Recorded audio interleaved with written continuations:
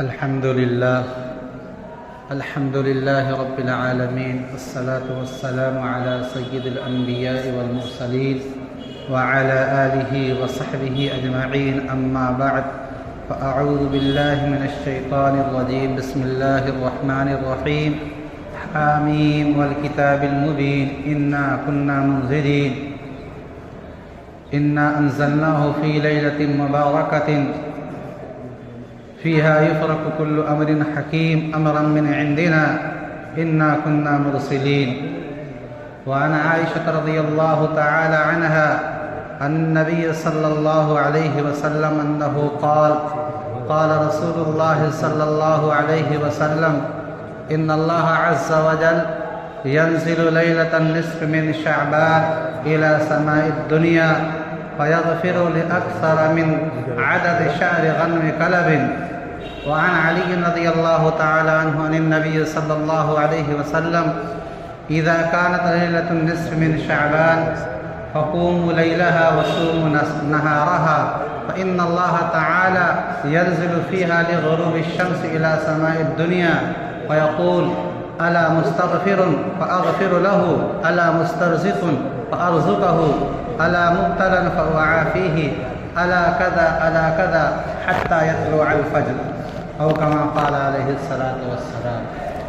حضرات گرامی معزز سامعین اعظام، یہ شعبان المعظم کا مہینہ چل رہا ہے، اور آج کے 2 دن بعد یعنی اتوار کے دن ختم ہونے کے بعد جو پیر اور سوموار کی رات ہوگی، جس کو ہم شب برات سے تعبیر کرتے ہیں،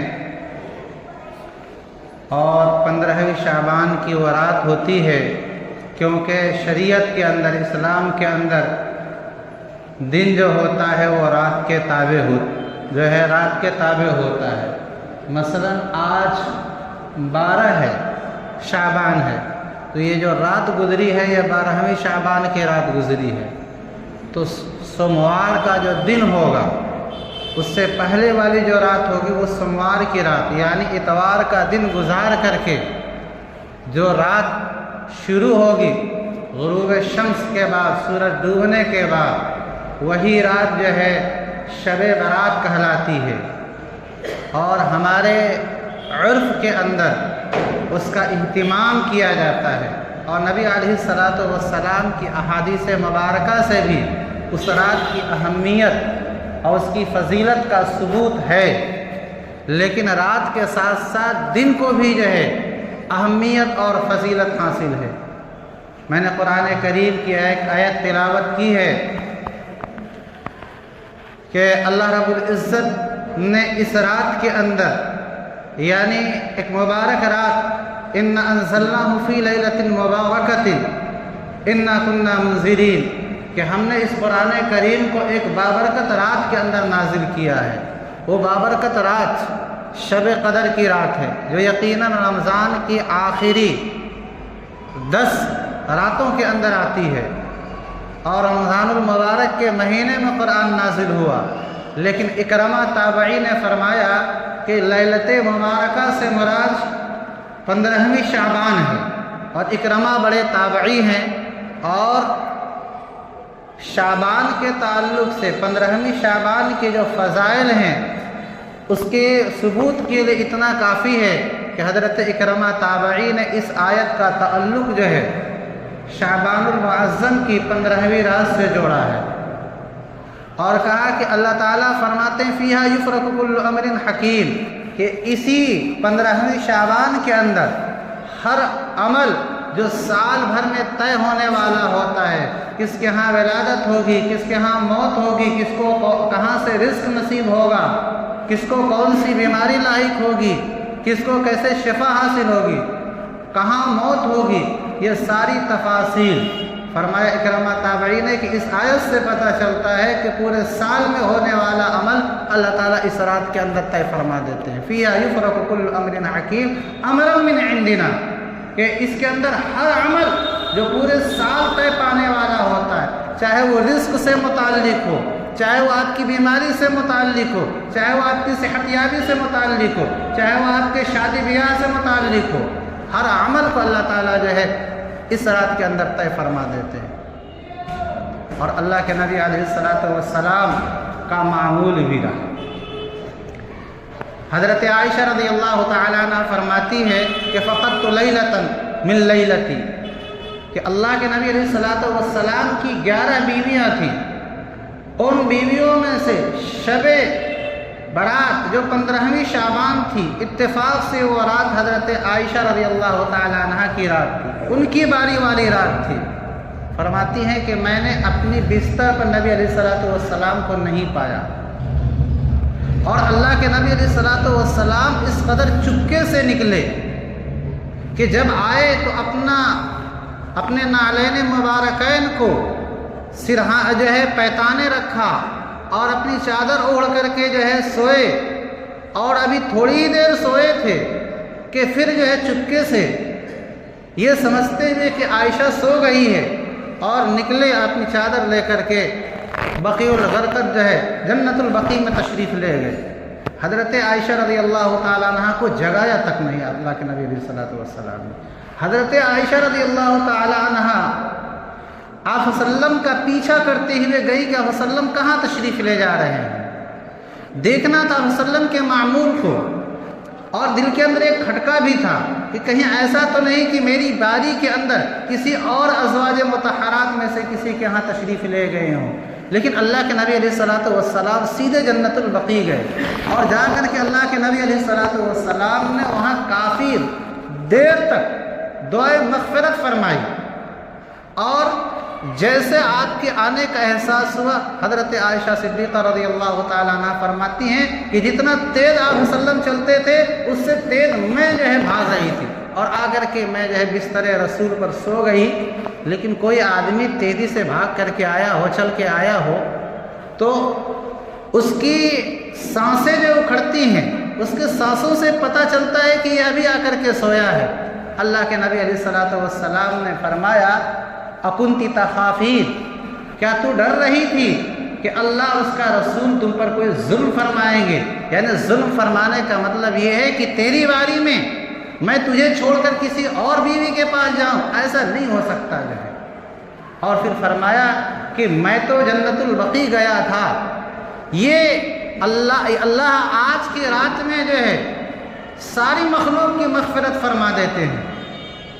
حتیٰ کہ حضرت عائشہ رضی اللہ تعالیٰ عنہ ہی کی روایت ہے کہ ان اللہ تعالیٰ ینزل لیلۃ النصف من شعبان الی سماء الدنیا، کہ اللہ تعالیٰ 15ویں شعبان کو آسمان دنیا، یعنی جو پہلا آسمان ہے، نیچے سے جائیں گے پہلا آسمان، وہاں تشریف لاتے ہیں، اور اللہ رب العزت جو ہے قبیلے کلب کی بکریوں کی بالوں کی تعداد سے بھی زیادہ گنہگاروں کی مغفرت فرماتے ہیں۔ ایک بکری کے بدن پہ کتنا بال ہوتا ہے کون گنا ہے؟ آج تک کوئی گن نہیں سکتا، انگنا ہے۔ اللہ کے نبی نے فرمایا قبیلے کلب کی بکریاں، کیونکہ وہ قبیلہ عربوں میں بکریاں پالنے میں زیادہ مشہور و معروف تھا، اور بکریوں کی بڑی تعداد اس قبیلے کے پاس تھی۔ اللہ کے نبی نے فرمایا کہ ان بکریوں کے بدن پہ جو بال ہے ان کی تعداد سے بھی زیادہ، یہ نہیں کہا ان کی تعداد کے بقدر کا، اس سے بھی زیادہ اللہ تعالیٰ گناہگاروں کی مغفرت فرماتے ہیں۔ لیکن کوئی اپنے گناہوں کی مغفرت کے لیے آمادہ ہو تو، اللہ تعالیٰ سے اپنے گناہوں کی معافی چاہے تو، جیسے اور راتیں ہم گزارتے ہیں، جیسے اور دن ہم جو ہے غفلت کے ساتھ گزار دیتے ہیں، وہ رات بھی آئے اور غفلت کے ساتھ نکل جائے تو پھر اس کے لیے نہیں۔ حضرت علی رضی اللہ تعالیٰ عنہ کی روایت ہے کہ اللہ کے نبی علیہ السلام نے فرمایا کہ جب 15ویں رات ہو، قوموا لیلہ، تو رات میں جگ کر کے اللہ کی عبادت کرو، جتنی جس کو توفیق ہو جائے اتنی عبادت کرے، نفلی نماز پڑھے، تسبیحات پڑھے، قرآن کریم کی تلاوت کرے، خوب سے خوب کرے۔ اور اس کے لیے اجتماعیت مشروع نہیں ہے کہ تداعی ہو، بلایا جائے، اللہ کے نبی علیہ الصلوۃ والسلام قبرستان بھی گئے اور اجتماعیت کے ساتھ نہیں گئے. میں نے ابھی روایت اسی لیے پڑھی تھی کہ چپکے سے گئے اللہ کے نبی علیہ الصلوۃ والسلام، حتیٰ کہ صحابہ کو بھی نہیں لے کر کے گئے. کم از کم صحابہ کو لے لیتے، حضرت عائشہ کو جگایا تک نہیں. تو قبرستان جانا چاہیے لیکن اجتماعیت کے ساتھ نہیں. اس رات کو بھی جا سکتے ہیں، اس رات کی جو صبح ہے اس صبح کو بھی جا سکتے ہیں اور اس سے پہلے بھی جا سکتے ہیں. آج جمعہ کا دن ہے، جمعہ پڑھ کر کے آپ جائیے جو ہے زور القبور فإنها تذکر الموت. اللہ کے نبی نے فرمایا قبرستان جایا کرو، اس سے موت کی یاد جو ہے تازہ ہوتی ہے. بارکہ حضرت علی رضی اللہ تعالیٰ عنہ کی روایت سے یہ ثابت ہے کہ اللہ کے نبی علیہ الصلوۃ والسلام نے فرمایا رات میں جگ کر عبادت کرو. محض جگنا جو ہے شب برات کی رات میں یہ عبادت کا حصہ نہیں ہے. قیام کا مطلب ہوتا ہے کھڑے ہو کر کے نمازیں پڑھنا نفلی. اور اگر آپ نفلی نماز نہیں پڑھ سکتے قرآن کریم کی تلاوت کریں یا کوئی دینی کتاب لے کر کے آپ مطالعہ کریں. چائے کی دکانوں پر دوستوں ساتھیوں کے ساتھ جو ہے گپ بازی کرنا یہ قیام لیل میں داخل نہیں ہے. اس سے جو عبادت اور جو اس کی فضیلت ہے اس سے ہم محروم ہو جاتے ہیں. اور صوم و نہا رہا، اور اگر دن ہو تو دن کے اندر روزہ رکھنا چاہیے. اور آگے فرمایا فإن اللہ ينزل لغروب الشمس إلى سماء الدنيا. اللہ تعالیٰ سورج ڈوبتے ہی 15ویں شعبان کو آسمان دنیا پر نزول فرما دیتے ہیں. اور اللہ کی طرف سے یہ اعلان ہوتا الا مستغفر، ہے کوئی اپنے گناہوں کی مغفرت طلب کرنے والا، ہے کوئی اپنے گناہوں کو بخشوانے والا. بھلا کون ہے جس کے سے گناہ سرزد نہ ہوئے؟ وہ فرشتہ ہی ہوگا. اور ہم سب انسان ہیں، گناہوں کے پتلے ہیں. ابا سے غلطی ہوئی، ہم کہیں کہ ہم سے غلطی نہیں ہو سکتی تو گویا کہ ہم اپنے ابا سے بڑھ کر کے ہیں. آدم علیہ السلام سے غلطی ہوئی، اللہ نے معافی مانگی، اللہ نے معاف کر دیا. اور اللہ کہہ رہا ہے تم بھی گناہ گار ہو، معافی مانگو، میں تمہاری گناہوں کو معاف کر دوں گا. الا مستغفر فاغفر له، ہے کوئی مجھ سے اپنے گناہوں کی معافی چاہنے والا چاہے جو سا بھی گناہ کیا ہو. ابھی میں بتاؤں گا کچھ لوگوں کا استثناء ہے روایت کے اندر کہ تم مجھ سے اپنے گناہوں کی معافی مانگو میں تمہارے گناہ معاف کر دوں گا. الا مسترزق، ہے کوئی مجھ سے جو ہے رزق کا طالب. رزق جب بولا جاتا ہے عموماً ذہن یہ جاتا ہے کہ کھانے کی چیز نہیں، رزق عام ہے. یہ عربی کا ایک لفظ ہے رزق. رزق کے معنی آپ جو بھی جو ہے چیزیں آپ کی ضرورت کی ہیں، آپ کی ضرورت کی پہننے کی چیز ہے، آپ کی ضرورت کھانے سے بھی وابستہ ہے، آپ کی ضرورت رہنے کے مکان سے وابستہ ہے، آپ کی ضرورت جو ہے روپے پیسے سے بھی متعلق ہے، کاروبار سے بھی متعلق ہے. یہ سب رزق ہے. رزق کے معنی اللہ کا عطیہ، اللہ کی دی ہوئی نعمت. یہ ساری چیزیں جو میں نے بتائی سب اللہ کی دی ہوئی نعمت ہے. فرمایا الا مسترزق، ہے کوئی مجھ سے رزق کا طالب، کوئی مجھ سے کپڑا مانگے میں اسے کپڑا دوں گا، کوئی مجھ سے گھر مکان مانگے میں اسے گھر مکان دوں گا، کوئی مجھ سے جو ہے مال و دولت مانگے میں اسے مال و دولت دوں گا. جو بھی مانگنا ہے میں اسے دوں گا. الا مبتلا، کبھی کبھی آدمی مبتلا مصیبت ہوتا ہے، ڈاکٹروں کے یہاں علاج کرتے کرتے تھک جاتا ہے. علاج کرنا چاہیے لیکن اللہ تعالیٰ سے شفا یابی کی دعا بھی کرنی چاہیے. حضرت علی رضی اللہ تعالیٰ عنہ فرماتے ہیں کہ اللہ تعالیٰ جو ہے اس کا بھی اعلان فرماتے ہیں الا مبتلا، ہے کوئی مبتلا مصیبت، ہے کوئی دکھ کا مارا. اور کون ہے اس دنیا کے اندر جو دکھ کا مارا ہوا نہ ہو؟ کوئی نہ کوئی تکلیف ضرور اسے پیش آئی ہوگی. فرمایا کہ مانگے تو مجھ سے رو کر کے گڑ گڑا کر کے فوافی، میں اسے جو ہے چھٹکارا عطا کر دوں گا، میں اسے رستگاری عطا کر دوں گا. اور صرف اتنا ہی نہیں، اللہ کے نبی نے فرمایا اللہ قضا اللہ قضا. یہ عربی کا جملہ ہے، یعنی اللہ تعالیٰ اسی طرح کے اعلان کرتے ہیں کوئی اور ہے مانگنے والا، کوئی ہے اولاد کا مانگنے والا کہ میں اسے اولاد عطا کر دوں. یعنی جس کی جو تمنا ہے، جو ضرورت ہے، بندہ ہی جانتا ہے کہ ہم سے کون سی ضرورت متعلق ہے اور ہم کون سی چیز جو اللہ سے مانگ سکتے ہیں۔ اللہ کے پاس سارے خزانے ہیں۔ اللہ کے نبی نے اشارہ کر دیا، اللہ قضا، مانگو جو مانگنا ہے، مانگو جو مانگنا ہے۔ کسی اور سے ایسے شخص سے نہیں مانگ رہے ہو، ایک مرتبہ، 2 مرتبہ، 3 مرتبہ دیکھنے کے بعد کہتے یار تم تو بھکاری ہو، جب دیکھو تب مانگنے آ جاتے ہو۔ اللہ قضا مانگتے رہو، کیونکہ دینے والا کبھی تمہیں جو ہے محروم نہیں کرے گا۔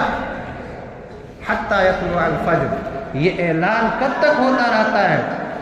صبح صادق تک، یعنی فجر کی اذان سے پہلے تک اللہ رب العزت جو ہے عطایا تقسیم کرتے رہتے ہیں، انعامات تقسیم کرتے رہتے ہیں، مانگنے والوں کی مرادیں پوری کرتے رہتے ہیں۔ لیکن مانگے تو آدمی ڈھنگ سے۔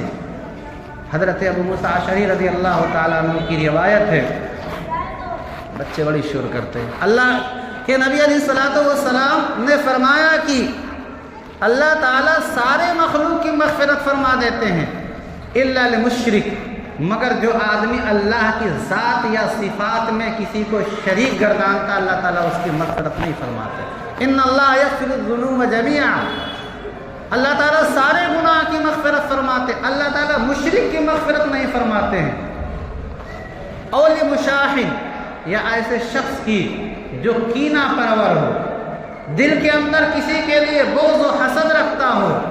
اور مشاحن کا ایک معنی یہ بھی بیان کیا گیا ہے کہ جو امت مسلمہ کی جو جماعت ہے، جو صراط مستقیم پر ہے، اس سے الگ راستہ اپنائے ہوئے، یعنی بدعات و خرافات میں مبتلا ہے، ایسے شخص کی بھی مغفرت نہیں فرماتے۔ اور ساری روایات کو اگر جمع کیا جائے تو 14 طرح کے لوگ ہیں کہ جو اللہ رب العزت کی اس عام مغفرت کے باوجود بھی محروم رہ جاتے ہیں مغفرت سے۔ ان میں سے ایک شخص وہ بھی ہے جو اپنے ماں باپ کا نافرمان ہے۔ یہ آج غور کرنے کا موقع ہے۔ آج ہم سب اکٹھا ہیں، غور کریں کہ ہم میں سے کسی کے ذریعے سے کسی کے ماں باپ کا دل تو نہیں دکھا ہے۔ اگر ہمارے ماں باپ جو ہے ناراض ہیں ہم سے، ہم جو ہے ان سے معافی مانگیں، اللہ سے توبہ کریں، روئیں اور گڑ گڑائیں۔ اور فرمایا ایسے ہی ٹخنے سے نیچے پائجامہ پہننے والا، اس کو ہم لوگ معمولی گناہ سمجھتے ہیں۔ نماز کے لیے آتے ہیں تو ذرا سا اوپر سے ہم اپنا اظہار جو ہے اوپر کر لیتے ہیں۔ عام حالات کے اندر ہمارا یہ جو ہے اظہار، چاہے وہ لنگی ہو یا پائجامہ ہو، وہ ٹخنے سے نیچے رہتا ہے، ہم خیال بھی نہیں کرتے۔ اللہ کے نبی علیہ السلام کی مجموعی روایات کو اگر سامنے رکھا جائے تو ایسا شخص بھی اس رات مغفرت سے محروم رہتا ہے۔ ایسے ہی جو شراب کے نشے میں دھت رہتا ہو، شراب یا اس طرح کی کوئی اور جو ہے منشیات، نشاور چیزیں استعمال کرتا ہو، اللہ تعالیٰ ایسے شخص کو بھی اپنی رحمت سے محروم رکھتے ہیں۔ جو مسلمانوں سے جبریہ ٹیکس وصول کرتا ہو، اللہ تعالیٰ ایسے شخص کو بھی اپنی رحمت سے جو ہے محروم کرتے ہیں۔ جو صلہ رحمی نہ کرتا ہو، جو رشتے اور ناطے کو توڑتا ہو، اللہ تعالیٰ ایسے شخص کو بھی اپنی رحمت سے محروم فرما دیتے ہیں۔ تو یہ غور کرنے کا مقام ہے کہ ہم سے کون کون سے ایسے گناہ ہیں جو سرزد ہو رہے ہیں اور ہمیں نہیں کرنا چاہیے، کیونکہ ان کے کرنے کی وجہ سے اللہ تعالیٰ اس عام مغفرت کی رات میں بھی ہماری مغفرت جو ہے نہیں فرمائیں گے، اور ہم اللہ کی اس عام مغفرت سے محروم رہ جائیں گے۔ اور اس کے علاوہ جو ہمارے ہاں بدعات و خرافات ہیں، ان کو ہمیں ترک کر دینا چاہیے۔ اسلام میں جو ہے بدعات و خرافات کی کوئی گنجائش نہیں ہے۔ مثال کے طور پر ہم آتش بازی بھی کہیں کہیں دیکھتے ہیں کہ لوگ کرتے ہیں، یہاں نہ کرتے ہوں، لیکن یہ آتش بازی یہ مشرکین کا طریقہ ہے۔ اسلام میں قطعی اس کی اجازت نہیں ہے۔ اس میں ایک تو جو ہے مال کا زیاں ہے، نقصان ہے، اور دوسرے جو ہے غیروں کی مشابہت ہے کہ یہ اپنی دیوالی کے موقع پر چراغیں جلاتے ہیں، اور ہم جو ہے اس مقدس اور بابرکت رات کے اندر اپنے گھروں اور قبرستانوں پر جو ہے موم بتیاں جلاتے اللہ کے نبی علیہ الصلوۃ والسلام نے فرمایا من تشبہ بقوم فهو منهم، اگر کوئی کسی قوم کی مشابہت اختیار کر رہا ہے تو وہ انہی کے طریقے پر چل رہا ہے، وہ اسلام کا طریقہ نہیں ہو سکتا ہے۔ اسلام کا طریقہ تو یہ ہے جو میں نے بتایا کہ آپ 15ویں شعبان کی رات میں جگ کر کے جتنا ہو سکے عبادت کریں اور دل کے اندر آپ روزہ رکھیں۔ اللہ کے نبی نے کیا، اسی لیے آپ دیکھیں گے کہ مدارس اسلامیہ کے اندر جو ہے 15ویں شعبان سے پہلے یا 15ویں شعبان کے معاً بعد چھٹی کر دی جاتی ہے، یہ رمضان کی تیاری کے لیے۔ اللہ کے نبی علیہ السلام نے بھی جو روزہ رکھا اس کی ایک حکمت یہی تھی کہ اپنے آپ کو رمضان کے لیے تیار کرنا، کیونکہ جو مہینہ آ رہا ہے بڑی فضیلت اور برکت والا مہینہ ہے۔ حضرت ام سلمہ رضی اللہ تعالیٰ عنہ فرماتی ہیں کہ ما رأیت النبی صلی اللہ علیہ وسلم یصوم شہرین متتابعین الا شعبان و رمضان۔ آپ وسلم کی بیوی ہیں، کہتی ہیں کہ میں نے نبی علیہ السلام کو لگاتار 2 مہینے مسلسل روزہ رکھتے ہوئے اگر دیکھا ہے تو شعبان اور رمضان کے مہینے میں۔ حالانکہ رمضان کا مہینہ اللہ کی طرف سے فرض تھا، لیکن رمضان المبارک کی تیاری میں اللہ کے نبی علیہ السلام شعبان سے ہی روزہ شروع کر دیتے تھے، اور اللہ کے نبی علیہ السلام نے روزہ رکھ کر کے بتایا بھی۔ لیکن ہم امتی کے لیے حکم نہیں ہے کہ پورے شعبان کے مہینے میں روزہ رکھیں، کیونکہ رمضان کا مہینے کا روزہ فرض ہے۔ شعبان کے مہینے میں اگر آپ روزہ رکھ رہے ہیں تو نفلی روزہ رکھ رہے ہیں، اور اگر آپ کا بدن پہلے ہی کمزور ہو گیا تو فرض ادا کرنے سے آپ قاصر ہو جائیں گے، اللہ تعالیٰ کے ہاں جواب دہ ہوں گے۔ تو آپ جو ہے شعبان کی 15ویں رات کے بعد جو دن آئے گا، سوموار کا جیسے دن آ رہا ہے، آپ اس میں روزہ رکھ لیں۔ مہینے کے 3 دن ان میں روزہ رکھ لیں۔ آپ جو ہے زیادہ روزہ رکھیں جس کی وجہ سے آپ کا جسم کمزور ہو جائے، اور آنے والا جو مہینہ رمضان کا مہینہ اس میں اگر کوئی خلل پڑتا ہے تو یہ آپ بجائے یہ کہ ثواب کے مستحق ہو، گنہگار ہو جائیں گے۔ اسی لیے 15ویں شعبان کی رات کے اندر بھی جگنا فرض نہیں ہے، یعنی جگنے سے مراد جگ کر عبادت کرنا فرض نہیں ہے، نفل ہے۔ بعض لوگ جو ہے اپنے جسم پر اتنی زیادہ مشقت جو ہے برداشت کرتے ہیں کہ فجر کی اذان سے پہلے وہ سو جاتے ہیں اور فجر کی نماز گول ہو جاتی ہے۔ جو فرض نماز تھی آپ نے اس کو چھوڑ دیا اور آپ رات بھر تسبیح پڑھتے رہے، یہ کون سی عبادت ہے؟